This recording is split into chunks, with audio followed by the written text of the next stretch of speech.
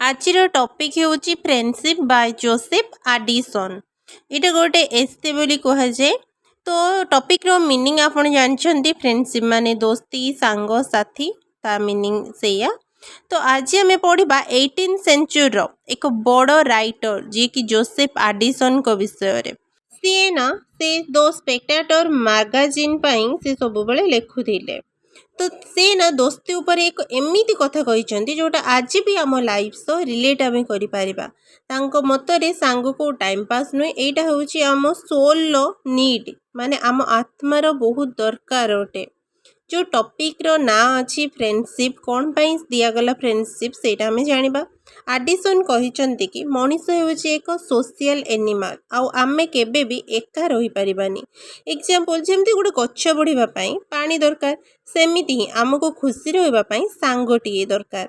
आडिसन को मतरे सांग आम खुशी को द्विगुणा करि दे आ आम दुख को अधा करि दे।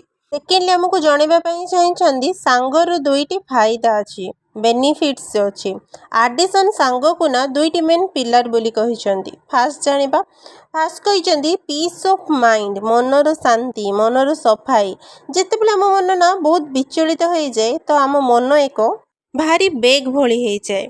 सांग सेई मनीष अटे जहाँ आगरे आमे निजर मन कथा को खुलिकी रखि पारंती। कहबाको गले एहा द्वारा ना आमर स्ट्रेस कम हो जाए। आडिसन कहती कि बिना सांगरे मनीषर मन ना सॉलिट्यूड रोगरे भरी जाए। सॉलिट्यूड माने होची एकेलापण। तो नेक्स्ट से कहते कि गुड एडवाइस ठीक उपदेश जो दीटा पिलर रू सेटा गोटे थिला, एटा गोटे होची सेकेंड होची गुड एडवाइस।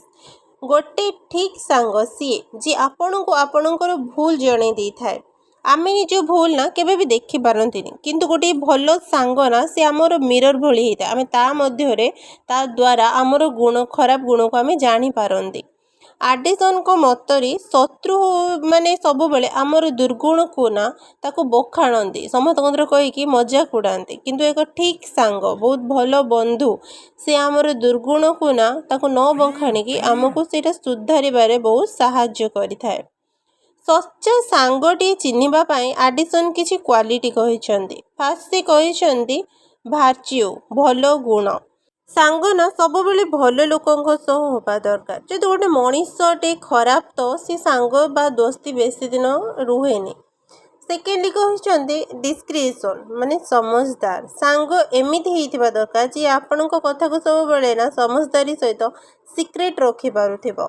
थार्डली कहिसंती कंसिस्टेंसी माने विश्वस्त, जे खराब समय रे भी केबे भी साथ छाड़ नथबो, सब बेले तमरो विश्वस्त हेइथिबो। तो जो जोसेफ आडिसन करो फ्रेंडशिप से आमको सिखेबो कि दोस्ती बा सांग केवल मस्ती पाई नुहे, ये एक रेस्पॉन्सिबिलिटी अटे। गोटे सच्चा सांग आमर निज आत्मार गोटे भाग भली हेई थाए।